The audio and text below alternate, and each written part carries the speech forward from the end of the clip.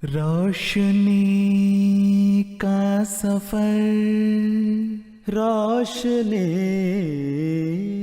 का सफर।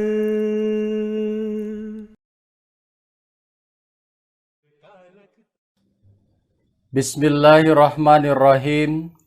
Assalamualaikum warahmatullahi wabarakatuh. Hadirin para pemirsa daras Ramadan yang dimuliakan Allah Subhanahu wa Ta'ala, puji syukur marilah kita panjatkan kehadirat Allah Ta'ala atas limpahan berkat dan karunia-Nya kita bisa dipertemukan kembali dalam acara yang berberkah ini. Sholawat serta salam kita haturkan untuk junjungan kita Nabi Agung Muhammad Rasulullah Sallallahu Alaihi Wasallam. Pada kesempatan ini insya Allah Ta'ala saya akan menyampaikan sebuah daras berjudul Keberkatan Membayar Sedekah atau Canda. Untuk mempermudah bahasan kita tentang hal ini, maka saya telah membaginya ke dalam beberapa poin. Yang pertama adalah dasar hukum pengorbanan, kemudian pengertian candah dan sejarahnya, serta yang keempat adalah terkait dengan keberkatan dari membayar candah, baik ditinjau dari sisi teoritis maupun ditinjau secara praktis. Baiklah Bapak Ibu sekalian yang saya muliakan, kita akan mulai kepada bahasan yang pertama berkenaan dengan dasar hukum pengorbanan. Allah Subhanahu wa Ta'ala berfirman di dalam surah Al-Baqarah, A'udzu billahi minasy syaithanir rajim. Bismillahirrahmanirrahim. Alif Lam Mim. Dzalikal kitabu la raiba fihi hudan lil muttaqin alladzina yu'minuna bil ghaibi wa yuqimuna as-salah wa mimma razaqnahum yunfiqun walladzina yu'minuna bima unzila ilaika wa ma unzila min qablik wa bil akhirati hum yuqinun. Artinya, Akulah Allah yang lebih mengetahui. Kitab Al-Quran ini tidak ada keraguan padanya, petunjuk bagi mereka yang bertakwa, yaitu mereka yang beriman kepada yang gaib, yang mendirikan sholat dan menafkahkan sebagian rezeki yang kami anugerahkan kepada mereka, dan mereka yang beriman kepada kitab Al-Quran yang telah diturunkan kepadamu, dan kepada kitab-kitab yang diturunkan sebelum kamu, serta mereka yakin akan adanya kehidupan akhirat. Hadirin yang dimuliakan, dari ayat yang saya bacakan tadi, ada 5 prinsip dalam Islam. 3 prinsip bersifat teoritis, yakni percaya kepada Allah, percaya kepada yang gaib, dan yakin kepada datangnya hari akhir.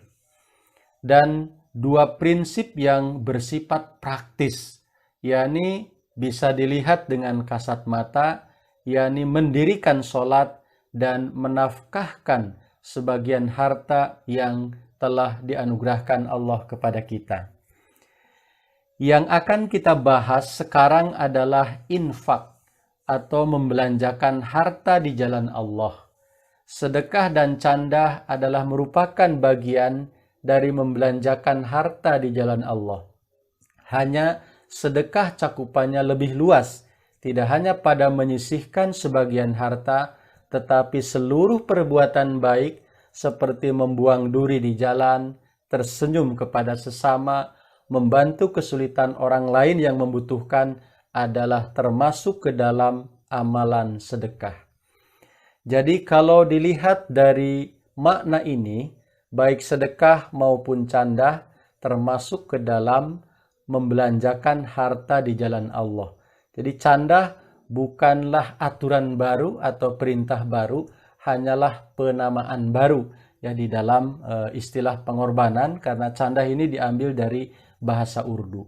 Untuk lebih memahami tentang pengertian daripada candah, kita akan kemukakan bahwa candah adalah menyisihkan sebagian penghasilan atau iuran atau sumbangan, donasi, atau istilah lain yang sering digunakan adalah pengorbanan harta. Jadi dari sisi ini, candah adalah pengertian lain dari infak, sebagaimana dipahami secara umum.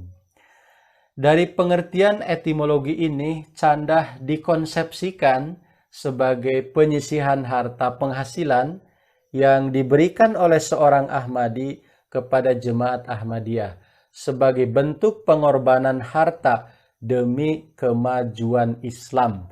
Jadi seluruh candah yang dikumpulkan dari para anggota jemaat tujuannya adalah untuk membiayai perjuangan-perjuangan demi kemajuan Islam, yang mana harta tersebut dikelola oleh Sadar Anjuman Ahmadiyah secara sentralitas dengan kadar dan waktu yang sudah ditentukan. Surat kabar Al-Badar, ini nomor 26, halaman 201-202. Nah, selanjutnya kita akan membahas tentang sejarah daripada candah, yang landasan utama berpikir tentang hal ini adalah pada perintah dari Allah Subhanahu wa Ta'ala kepada setiap utusan yang datang ke dunia, bahwa ambillah dari harta mereka sedekah, supaya engkau membersihkan mereka dan mensucikan mereka dengannya. At-Taubah 103. Jadi dari ayat ini menunjukkan kepada kita bahwa setiap nabi pasti membawa misi, karena tidak datang ke dunia hanya untuk main-main, tetapi memiliki tujuan tertentu. Maka untuk mencapai tujuan itu, setiap nabi diperintahkan untuk mengambil pengorbanan dari umatnya. Kaitannya dengan kita, Hadrat Masih Maud alaihissalam adalah utusan Allah Ta'ala yang dijanjikan kedatangannya oleh Rasulullah SAW di akhir zaman sebagai Imam Mahdi. Maka pasti Hadrat Masih Maud pun membawa misi dan tujuan, yakni tujuannya adalah untuk yuhyidina wa yuqimus syariah, yang menghidupkan agama dan menegakkan syariat. Maka untuk misi itu pasti membutuhkan pengorbanan. Dan sejarah candah dimulai dari hal ini, bahwa candah telah ada di masa Hadrat Masih Maud, terutama bermula dari kesulitan dana untuk penerbitan kitab Barahin Ahmadiyah. Jadi inilah mula-mula candah itu berawal. Tahun 1890, Hadrat Masih Maud alaihissalam mengemukakan 5 proyek jemaat, yakni penerbitan buku-buku, penerbitan literatur, dan untuk memperkuat hujah Islam, pengeluaran langgarkhana untuk menjamu para tamu yang sedang mencari kebenaran tentang beliau, kemudian keperluan surat menyurat, dan keperluan bahtera rohani melayani mereka yang baru baiat, dan untuk keperluan organisasi terkait dengan jemaat beliau. Nah, inilah step by step dari perkembangan candah di masa Hadrat Masih Maud. Kemudian pada masa Khalifah pertama tahun 1910, berdasarkan proposal yang dibuat Sadar Anjuman, maka ditetapkan bahwa candah bulanan ini adalah 2 sen per 1 rupis dari setiap penghasilan anggota Ahmadi.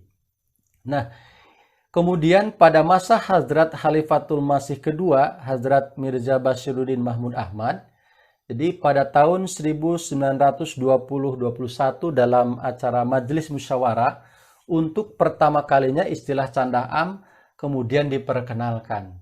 Dan beliau mengatakan bahwa candah am ini digunakan untuk mensukseskan program-program yang telah disampaikan oleh Hadrat Masih Maud.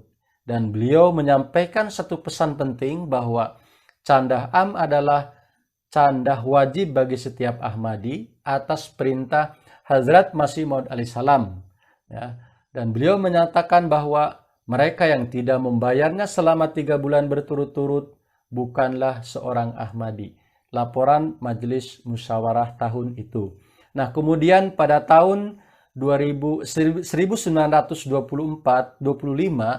untuk pertama kalinya diajukan dalam Majelis Musyawarah tahun itu bahwa untuk kebutuhan jemaat yang kian meningkat, maka batas minimum 2 sen per 1 rupis harus digandakan beberapa kali lipat.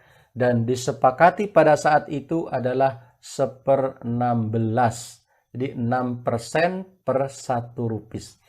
Hadirin yang dimuliakan Allah Subhanahu wa Ta'ala, terutama pada warga jemaat, di sejak inilah penetapan 1/16 disepakati sebagai pengorbanan candah am kita setiap bulannya.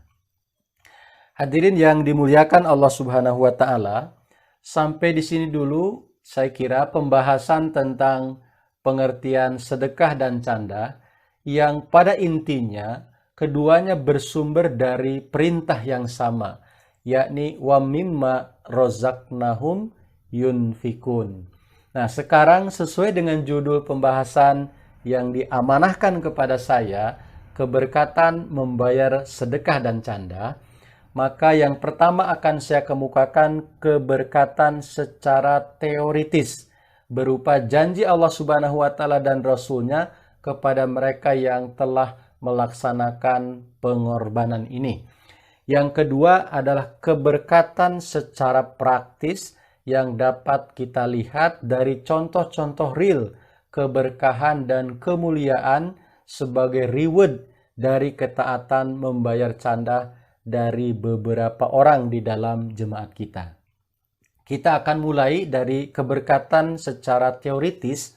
Allah Subhanahu wa Ta'ala berjanji di dalam Al-Qur'anul Karim surah Al-Hadid ayat ke-19, innal musaddiqina wal musaddiqati wa aqradullaha qardon hasanah yudha'af lahum walahum ajrun karim.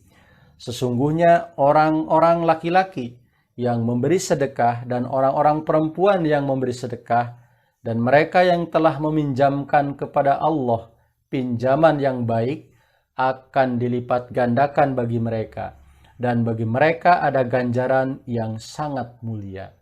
Kemudian surah Al-Baqarah 261, perumpamaan orang yang menginfakkan hartanya di jalan Allah seperti sebutir biji yang menumbuhkan 7 tangkai. Pada tiap tangkai ada 100 biji, Allah melipat gandakan bagi siapa yang Dia kehendaki. 2 ayat Al-Quran memberikan pernyataan kepada kita bahwa keberkahan secara teoritis Allah Ta'ala berjanji akan melipat gandakan harta yang dibelanjakan di jalan Allah Ta'ala. Nah, kemudian kita akan melihat bagaimana Rasulullah Shallallahu Alaihi Wasallam ya menjanjikan kepada kita keberkahan dari pembayaran canda atau sedekah ini. Rasulullah Shallallahu Alaihi Wasallam bersabda, an Abi Hurairah anna Rasulillah qala, idza mata ibnu Adam in qata'a anhu amaluhu illa min salasin, sodakotin jariyatin aw ilmin yuntanfa'u bih aw waladin solihin yad'ulah.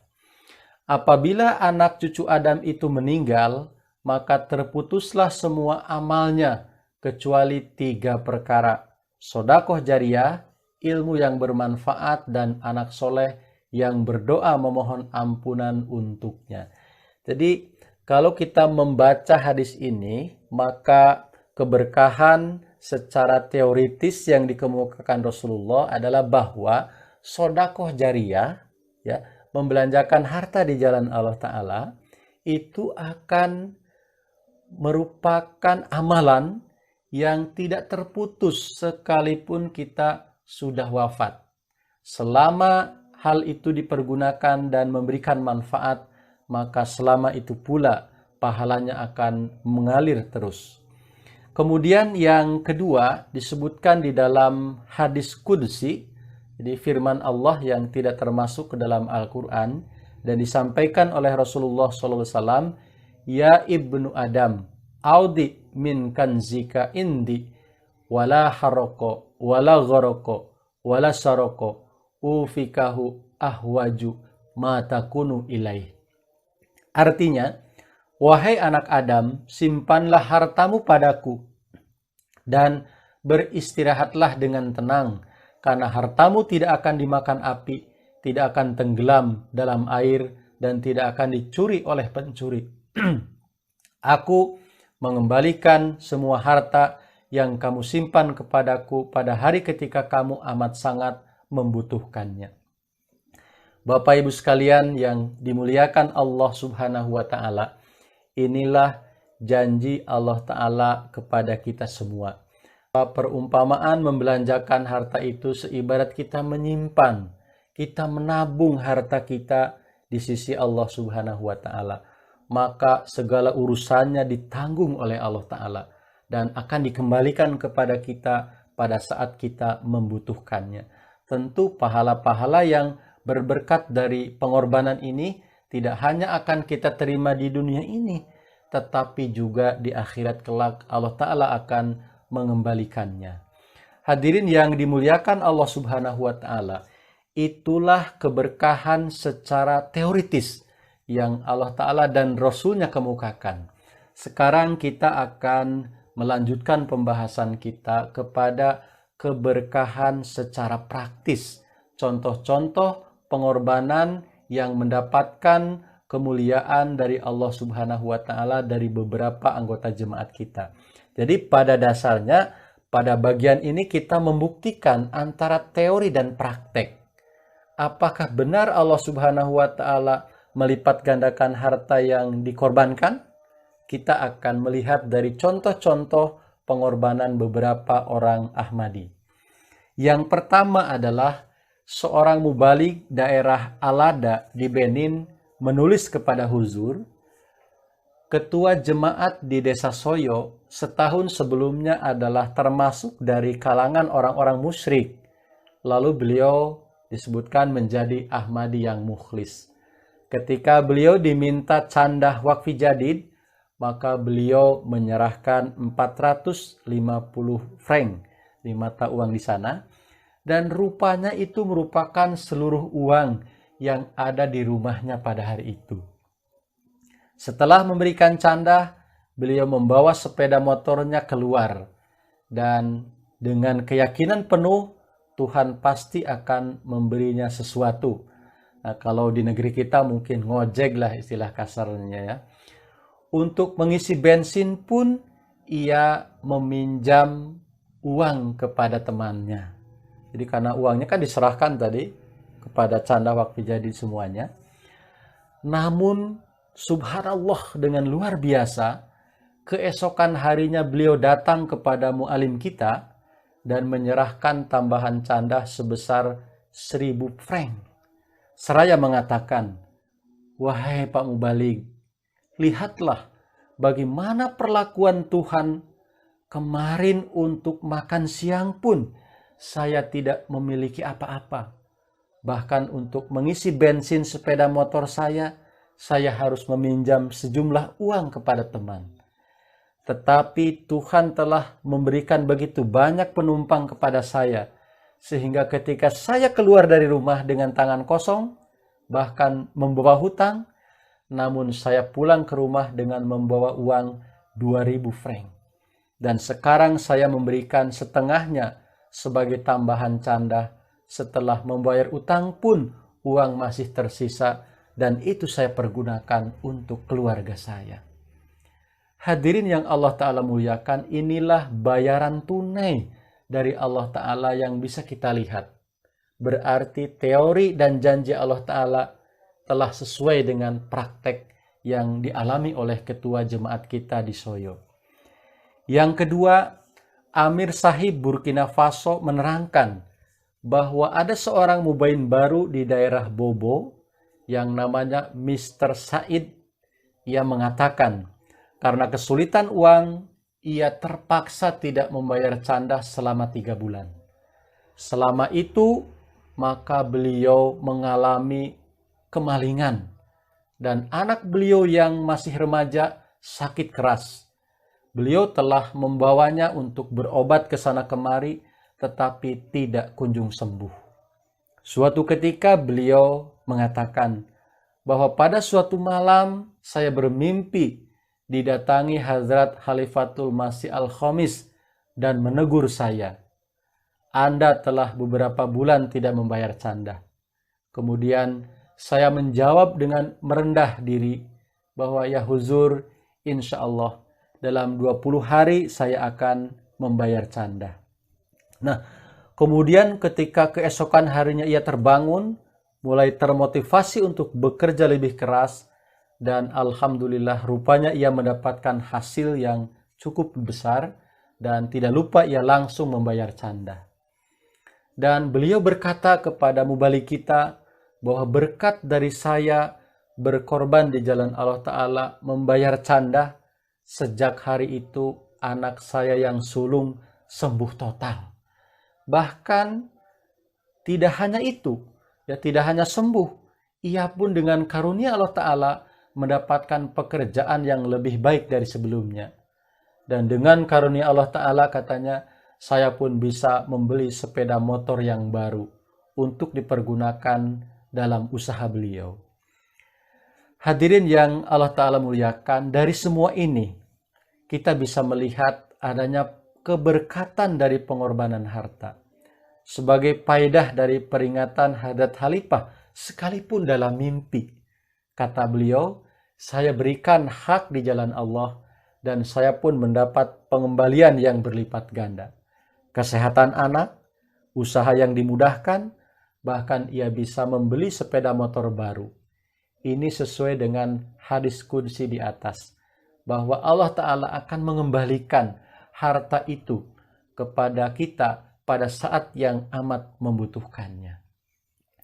Hadirin yang dimuliakan Allah Subhanahu wa Ta'ala, contoh yang ketiga, ini juga cukup unik, terjadi di dalam kehidupan rumah tangga seseorang, bahwa seorang mu'alim, Zakaria Raimi dari Benin, beliau menerangkan, karena Garba Ibrahim, ini Pak Ibrahim ini, rupanya telah terjadi pertengkaran hebat dengan mertuanya, maka mertuanya membawa istri yang sedang hamil ke rumah beliau.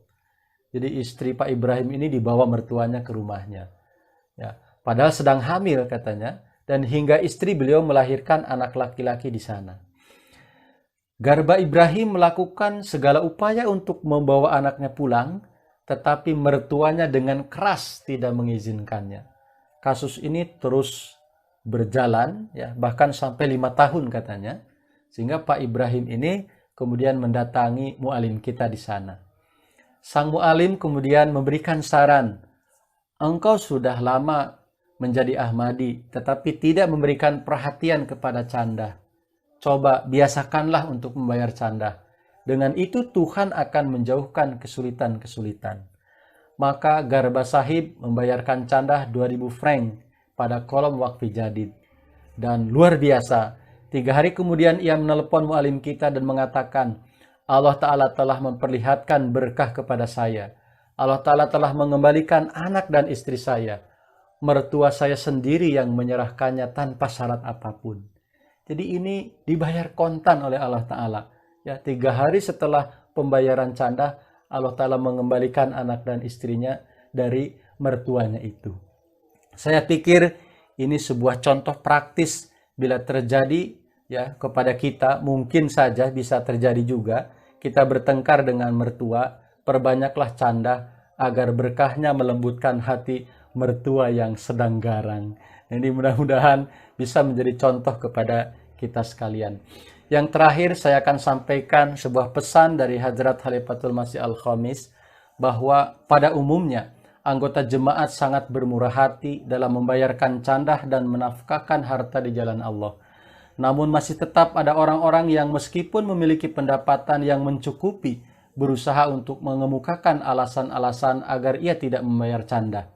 Orang-orang seperti ini harus menyatakan dengan jujur kondisi mereka.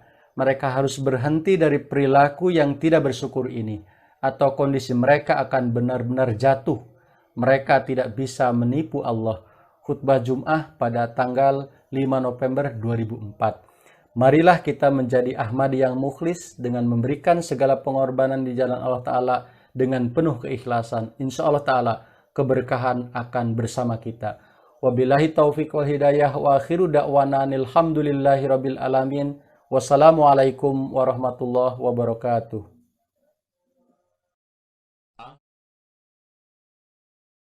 रोशनी का सफर, रोशनी का सफर।